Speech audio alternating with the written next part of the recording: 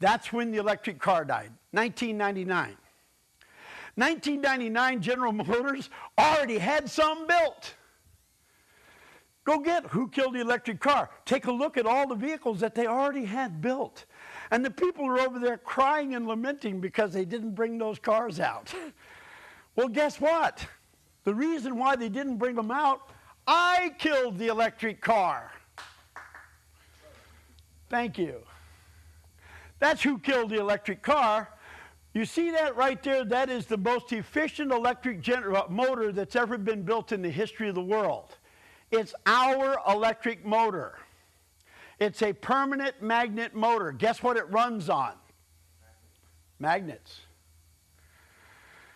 How many people know that because some dummy in some university hasn't figured out how to do it, that doesn't mean I haven't? Well, no one's ever done that before. Well, hallelujah. No one flew before the Wright brothers either. Anyway, we took that motor on tour in 1999, the same year they were coming out with the electric car. And guess what happened when we took that motor on tour in 1999? We proved on a stage, 28,000-mile tour, 47 out of 47 successful shows. We were putting 1 unit of electricity into that motor, permanent magnet motor. We put 1 unit of electricity in, we got 5 units of mechanical energy out. At every single show. It's not perpetual motion. If electricity was the only power source, bingo, it's a perpetual motion machine. But if the magnets are a second power source, it is not a perpetual motion machine. It is combining magnetic energy with electricity, and it is producing power like any other motor does. A perpetual motion machine is motion without an energy source. That's what a perpetual motion machine is. If you've got an energy source, magnets, and you figured out how to use it and exploit it as an energy source, then you just got more energy going in than you got coming out, and it's a normal motor. And it's got its inefficiencies just like any other motor does. But how many people know that magnetic energy is free? It's free, my friends. It's free. You don't have to charge. You don't have to go to Exxon to get it. You don't have to go to BP to get it. So we literally proved that 47 out of 47 locations, 5 of them we did on college campuses, and none of the colleges were interested. Thousands and tens of thousands of people came to those shows and measured it because I let any scientist come up on stage and measure the input and the output over a single wire. Kind of hard to deceive anybody with that. Every one of them that measured it successfully measured exactly what my claim is. It's one of the most important discoveries that has happened in this century, and you don't know anything at all about it because that's how serious they are about suppressing and holding back the technologies that would advance humanity. Well, I just want you to understand, they're more afraid of me than I am afraid of them. Because we can bring those technologies out, we can bring those technologies out, we can bring those technologies out, and we have 8 ways to make free electricity and free energy. So we are picking on engine modifications. There are 200 million cars in America alone. They've already made them. That's the beauty of it. They've already made them. They can't recall them. We got a technology that can convert every one of them to get anywhere from 50% to as high as 300% using this. Then the technology right behind this, people will be buying 3 gallons of gas a week.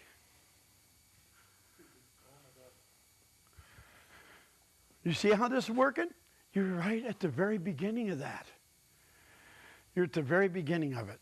And we have crazier things. I've got the tornado engine, for instance, where we actually created a tornado inside of an engine. Is there any power in a tornado?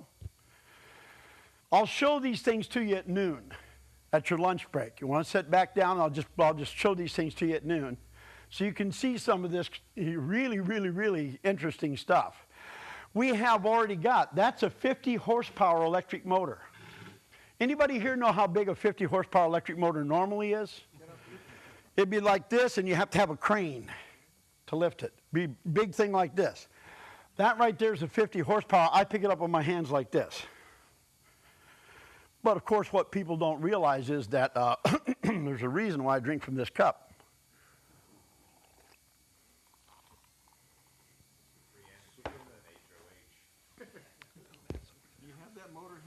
Huh? That motor is here? No. And I'm not going to show you that, but I am going to show you at noon. I'm going to show you one 3 times the size of that one. It's 150 horsepower. It's ready to set down in your vehicle right now. Hook right up to your drivetrain. That's where we were heading in 1999 when they killed the electric car. Whoops! If they would have put the electric car out, they would have set me up like, oh man, be still my heart. Because we would have just modified all those electric cars. And that one running on permanent magnets will run on 2 deep cell marine batteries as long as the batteries last. And then you throw them away and buy some more and you never stop at a gas station again, ever. So now let's come back to this guy. Because this is the subject of our 4 days together. This is the subject now. But make no mistake about it, March the 5th in Washington, D.C., when this makes its maiden voyage, all of you are going to get a retraining program, and then you'll be bringing back all the mechanics that you taught for a retraining program, and then all the vehicles that we modified to this, and I want to do 100,000 of them before March the 5th. I've done hundreds of them already, but I want to do 100,000 before March the 5th. Why?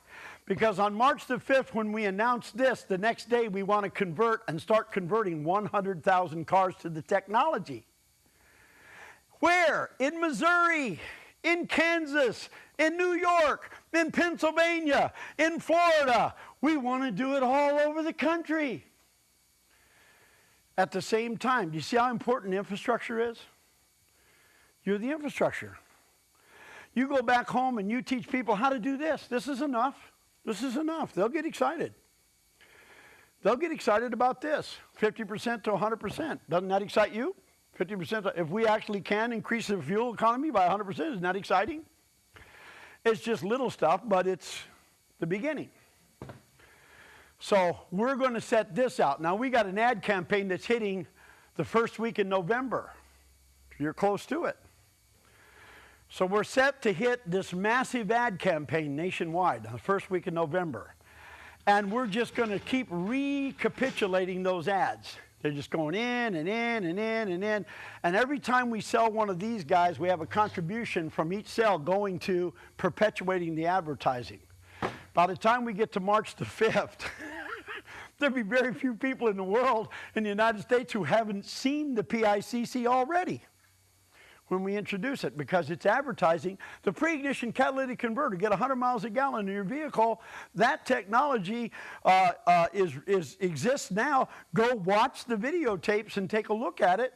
And by the way, if you want to get a bid on this, and they go for a bid on this, and what is the first thing we do? The hydro assist fuel cells, the beginning of the PICC. It's step A, and then we do step B. We have 2,000 dealers in place across America right now. We're in every state of the United States of America, and we're on every continent of the world, Eliart. Every continent of the world. See, we're very deliberately going to make what we're going to make happen, going to make it happen. Now, let's take a look now at water gas. HHO, water gas. If I take this machine over here, it makes water gas. We sell these for cutting, welding, and brazing shops. Anybody here do any cutting or brazing? We sell these for cutting and brazing shops all across America. You can weld with it, but no better than you can with any other bottled gas. MIG and TIG is better for welding. But when we turn this on, that machine, when we flip the button, it is turning water, 1 liter of water, becomes 2,000 liters of gas. Water expands at a ratio of 2,000 to 1. 1,866 to be exact. That's exactly right. So I say 2,000 to 1 because close enough for horseshoes. We are playing horseshoes, right? If we were doing it scientifically, though, we would go right down to that 66. Now, so it expands like 1 liter of water becomes 1,866 liters of water gas. Now, water gas is unlike any other gas in the world and does everything all the other gases do. So it does everything all the other gases do, but it does some things the other gases don't do. But we don't talk about that. Usually when we sell these machines to companies, we just say, it'll do as good as your acetylene will. Come on. Yeah, do as good as your acetylene. It'll do as good as your MAP gas or your LPG, and you can use the same equipment you got for whatever you're doing now. MAP gas, LPG, whatever you got, same equipment. Now, when I open this up, I get a stream of gas out, I light it. When I light that, I now can take my hand and put my hand through the flame. Put my hand right through the flame. No problem. Now, the flame obviously isn't very hot. If I take a piece of aluminum and put a piece of aluminum up to it, it immediately is going to be 900 degrees Fahrenheit. You know why? Because the melting point of aluminum is 900 degrees Fahrenheit. And I can actually put a flame on aluminum, and if it's a big enough chunk, water will drip off because aluminum at 900 is not hot enough to vaporize the water. So the water is just going to kind of fall off of there. So I'm going to do that for you so you can see that. What is the exhaust when you use water gas? Water. Yeah, that's it. Now, by the way, how is it water? Well, it goes from water liquid to water gas, hit it with a spark, goes back to water liquid again. In other words, you don't even lose the water. You get the water back into the environment. All you're doing is capitalizing on the phase change. Changing state from one state to another state, the energy in that phase change is the energy you're using. It's amazing, you don't even lose the fuel. Now, if I take a piece of copper and put a piece of copper up to this flame, it will immediately become 1,800 degrees Fahrenheit. Why? Because the melting point of copper is 1,800 degrees Fahrenheit. If I take the copper away and I put a fire brick up here, a fire brick, it will immediately become 5,000 degrees because the melting point of fire brick is 5,000, and I can burn a hole right through the middle of a fire brick. Now, by the way, if you tell a cutter that you saw somebody that has burned a hole through the middle of a fire brick, he's going to tell you you're crazy as a hootie owl.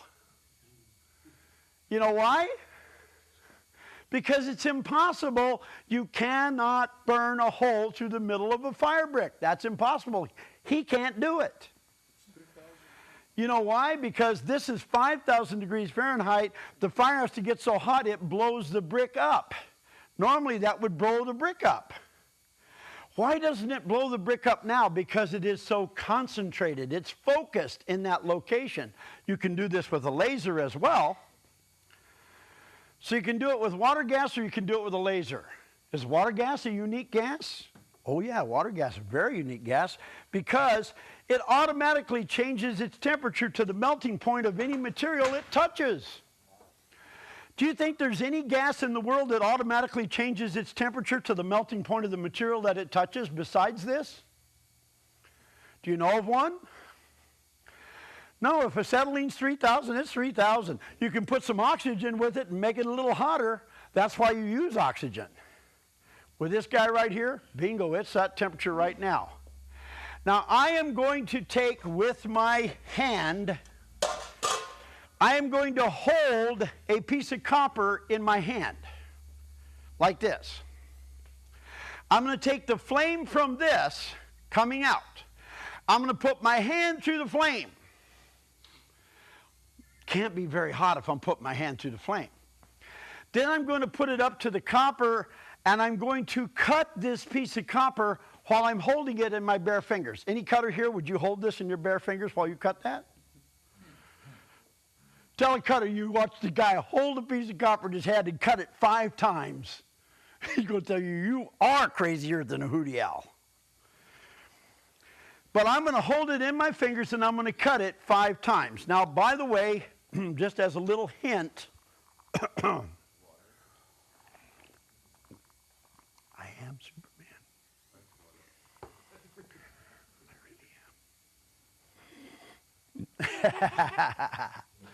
Now, I will hold it in my bare hands as long as the flame is on it, but the second the flame comes off of it, you're going to see me drop that real fast. Why? Because as long as the flame is on it, it will not transfer the heat, but when the flame comes off of it, it immediately will transfer the heat, and I don't want my hand anywhere near that. So I cut it in a little pattern so I tell myself when to drop it. And then when I pull this off, you'll see me drop it real fast. Now, another thing that I'm going to do with this to prove to you, now by the way, how many people know the gas made here is the exact same identical gas I'm using here? Same gas. Does it have an odor? That's what we're going to be injecting into your engine. Now, so if I take this flame right here, coming out of here, I'm going to hold a piece of tungsten up to the flame. How many people know that tungsten is really tough stuff? And what do we put it in? We put it in light bulbs. Why? Because we can't melt it. So we'll get the flame, we'll get the high temperature, we'll get the lumens of light without melting the tungsten. That's the whole idea here. Now I'm going to put it in this flame, and even though I can't melt it, I'm going to sublimate it. What is sublimate? It's a step past melting. Sublimate is where you turn a solid into a gas. Yeah, vaporize it. So you turn it into a gas right now. Now, what temperature do you sublimate tungsten at? Does anybody know? 13,000 degrees Fahrenheit. So you're talking centigrade. 13,000 degrees Fahrenheit. You got to say centigrade here. I mean Fahrenheit with these guys. Okay. Sorry, Alliard. You're a centigrade guy. All right. Now, so 13,000 degrees Fahrenheit. How many people know that that's the temperature of the surface of the sun? So this is going to get to be the temperature of the surface of the sun the second I put it in this flame. Hello? The flame I just put my hand through, I'm going to put my hand through it, then this is going to be the temperature of the sun. A second later, I'm not going to put my hand through it then. And I'm going to be holding the other end of this piece of metal while this temperature out here is the temperature of the surface of the sun, and this is made to transfer heat. I'm going to hold the bottom with my bare fingers. Do you believe yet? I'm the guy. That's it, brother. And I'm going to hold it here, and just to impress you, I'm going to count to 10 while I'm holding it. And then when I count to 10, I'm going to take this flame off. Now, the second I take this flame off, my fingers are going to be nowhere near this piece of metal. I'm going to be dropping that real fast, okay? Right into that pan. So I'm going to do these things for you. Why? Because I want to prove to you what the dynamic of water gas is. Water gas, my friends, has 5 times the potential energy of gasoline. 5 times. Now, if I'm going to take water gas from here, you see this makes the gas? I'm going to take this and I'm going to set it in where? Right into your air intake. So if I'm feeding this water gas into your air intake, what's going to happen? It's going to blend with your gasoline. It's going to have 5 times the potential energy of gasoline, so guess what? Isn't that going to enrich your gas? If I'm putting something in that has 5 times the potential energy, am I not enriching your gas? And if I'm enriching your gas, can't I lean it out a little bit? Why not? Oh, that's exactly right. So you see, that's the benefit of the water gas. Now, Also, we have other things in there to treat your gas. Because if we can make your gas itself more combustible, we're going to vaporize your gas. We're going to ionize your gas. So your gasoline itself is going to be vaporized, it's going to be ionized, and it's also going to have a covalizer in it. I'm not going to teach you all that because Michael the genius is going to teach you all of that. And believe me, you guys are going to get a real education over the next 2 days from Michael because he's worth listening to. Now, so what's happening then is you're going to break down the covalent bonds of those long chain molecules that they're sending you. And you know why? Because they don't want to burn them. That complex fuel mixture, let me tell you something, it's designed not to burn. It's designed to burn, but it's not designed not to fully burn.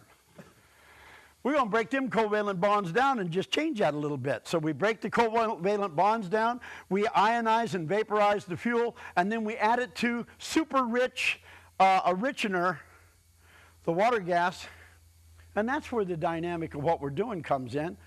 But the most important part is not what I just said. The most important part is we also are going to, get past the gatekeeper. How many people know the computer on your car is a gatekeeper? It's a gatekeeper. It is the gatekeeper that has been designed by its daddy to make sure nobody gets greater fuel economy than they want them to have. Well, you're actually going to meet the man today who actually developed the optimizer, our mini computer system, in concert with a couple of other people like an electronics whiz. They, Mike and them have worked together. It's mainly Mike's expertise in emissions control systems, etc., have worked together to make a program where we actually have a computer. We do not disrupt their system. We do not tamper with their system at all. Their system stays exactly the way their system was manufactured by the manufacturer. We merely go in and teach their computer to run our system. Fool them a little bit. Hello? We teach their computer to do our job. That's the genius of this that you're going to learn about today. That's what you're doing. So if you cannot get past the gatekeeper, it doesn't matter how wonderful your technology is, because the computer's going to learn it. It's going to go into a default system, and that's it. You're not going to get the savings. So it's wonderful to have a way to get the savings, but if you cannot defeat the gatekeeper, you ain't going to keep them. And I want you to know that I think we're the only people that have done that. So you guys are going to learn a lot from this man over the next 2 days. And then we're going to learn a lot from you over the next 2 days after that, because you're going to go apply the technologies that we learn. We're going to have some vehicles. We're going to modify some vehicles, and you're going to not only get it in theory, but you're also going to get it in practice, and you're going to see it happen firsthand, because seeing is believing. Now, I want to show you what this gas can do. So Ricky, we might as well just turn this thing on and let's get going with it. Now we're also going to run that engine over there on nothing but water gas. So we'll run it on pure water gas. No gasoline whatsoever. This right here is an assist. It's a hydro assist fuel cell. We're assisting the normal gasoline system. That one right there would run the whole system on it. Requires more gas to do that. So a smaller amount of gas, we found that if we just energize the fuel that you've already got, that's pretty good. And it's practical because you already got the battery and you already got the electrical system and you don't have to modify much. Now he's going to fill a water balloon with this. So we're going to have a water balloon. You're going to be so popular back in Holland, brother. You are. You already am. Oh, well, there you go. Well, then I'm going to be so popular back in Holland. I already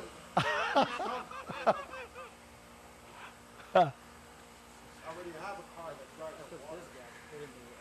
Super. Load up the dig, put a lighter on there and put my hand. All right, now we just tie it off. This, by the way, is a water balloon. That's a water balloon. Now, if I had any other kind of gas, if I had acetylene, it would be heavier than air, right? So it would fall to the ground.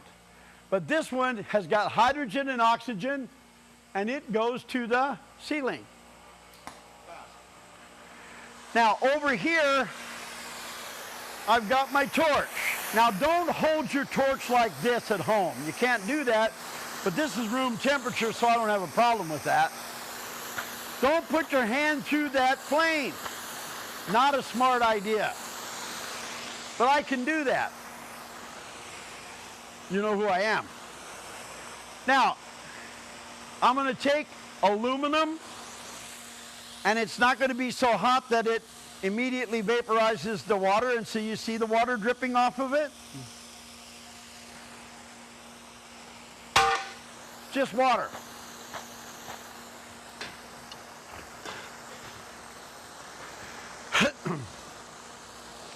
We're going to take this piece of copper, do something nobody here has ever done before, and we're going to cut it.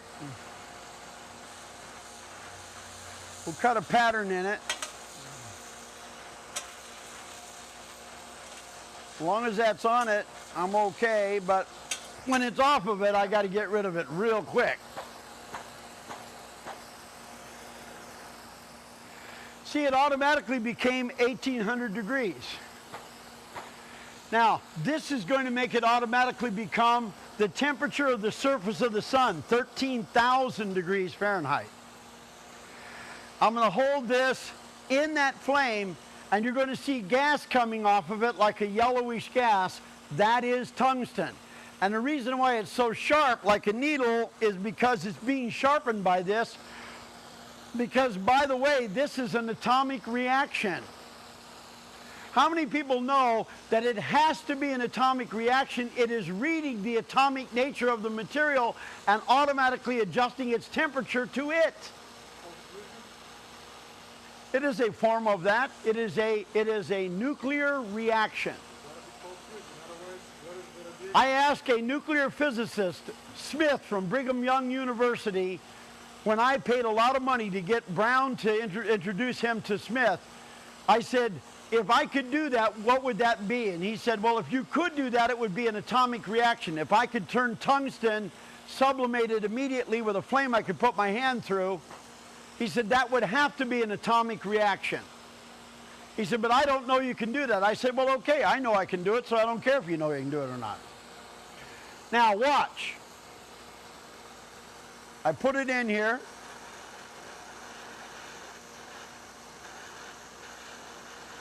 By the way, I can count to 10. 1, 2, 3, 4, 5, 6, 7, 8, 9, 10. Bet you guys didn't know I could count to 10. Now I'm going to just drop this in a second here. I'm just going to tell myself when. Okay.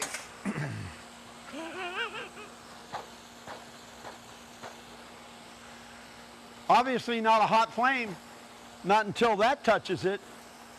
It automatically changes its temperature to the melting point of the material.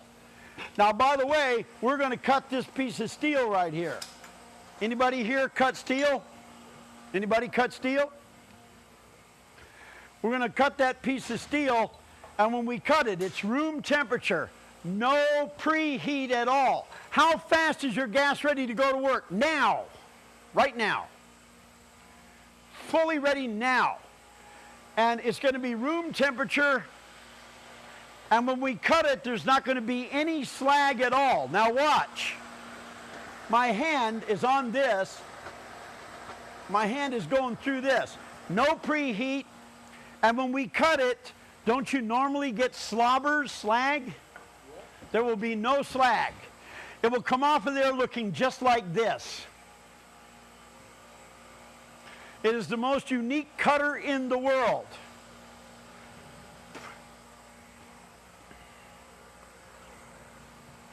Now that's the same gas going in your automobile. Same gas. The most dynamic gas in the world. See any slobbers?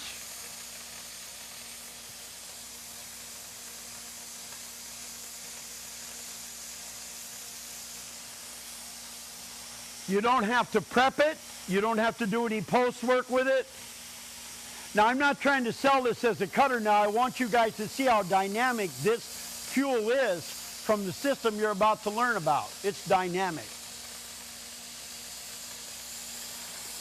We use oxygen to blow it through, but we don't need the oxygen for heat to make it hotter. We just need it to direct the flame. Now you notice I can still put my hand to the flame.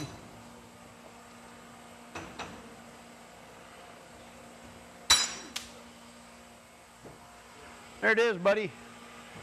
Can you feel the heat in that camera? There it is. You ever see a better cut than that?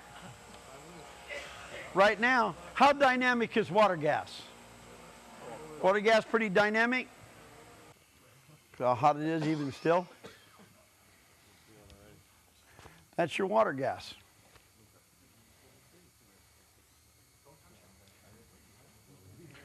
Why don't I just put this in your pocket right here? We'll just... Yeah, so water gas is a very, very, very dynamic gas. Now, by the way, people said they will believe me when pigs fly. So you see that pig flying there?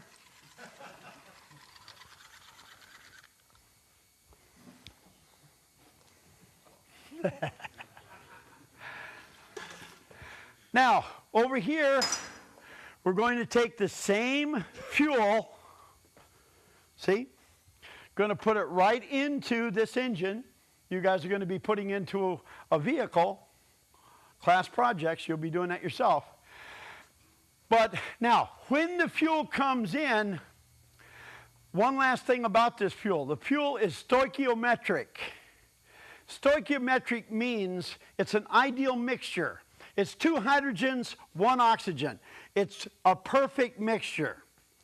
As long as it's stoichiometric, it is not explosive, it is implosive. It is the only gas that will not explode, it will implode. So if I had gas coming from this fuel cell, it was filled with gas. Gas was coming out of a line over here. And I had a backflash. It would backflash all the way through that line, back over to this. It would not explode, it would implode. It would try to suck this into a vacuum. Boom, right now. Try to suck that in. There's so many extrusions in this, all you would hear is just a small little pop. Pop, like that. That's it. How safe is your gas tank? How safe is this? So see, way safer than anything else you got in the car, way safer. But as it comes out of here, it comes out of here as a stoichiometric gas. If I'm going to put it as an only fuel into this engine, then I'm going to need to make it non-stoichiometric. Why? If I add 1 oxygen to it, if I add 1 hydrogen to it, then it's no longer stoichiometric, it's now no longer 2 to 1, and it becomes explosive. So it is the only gas that I can make be implosive or explosive, depending upon what my desires are. If I mix it in your airline, is it not going to now come into your fuel, into your engine as a dynamic fuel ready to explode? When it hits your gasoline, it's going to become even more ready to explode. Now, we're going to add air right here. So air is going to come in from the room to show you this. Then we get explosion on the pistons. If we didn't have the air, we would have to design this engine to suck the pistons up, because it would be creating vacuums to suck the piston up. We can draw an instantaneous vacuum of any size by filling any vessel with water gas, hitting it with a spark, and we get an immediate vacuum of any size whatsoever. That, by the way, is pretty dynamic. By the way, also, how many people know that we can do everything with water gas you can do with natural gas? So when they say there's a shortage of natural gas, there might be a shortage of natural gas, but if I can do everything with water gas you can do with a natural gas, is there a shortage of water? The earth is 2/3 water. There's no shortage of water. And so every ocean, Every river, every lake is a deposit of fossil fuels. Wrap your brain around that concept. Underground water too. Amazing concept, isn't it?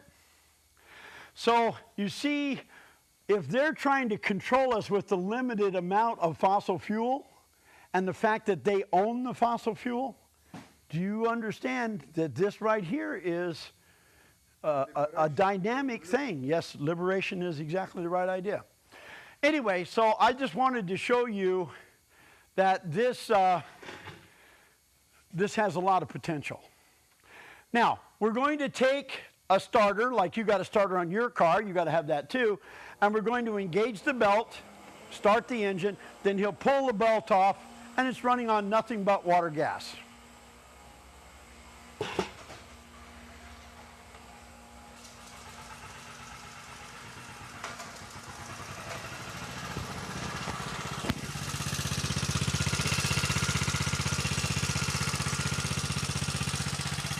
Water gas. Imagine the water a farmer is pumping being the fuel to pump the water. Instead of $100,000 worth of gasoline or diesel running a Caterpillar or a Chrysler engine. Now, these are the things that I wanted to introduce to you and show you. Do not be concerned about the fact that we are bringing something and somebody isn't going to like it. Right now, you will find out that we have figured out how to work with the computer system within that car. And somebody would say, are you tampering with the computer in the car? Do you know who is tampering with the computer in the car right now? There's tampering going on. It is illegal tampering. Do you know who is tampering with the computer in cars today? General Motors is tampering with the computer.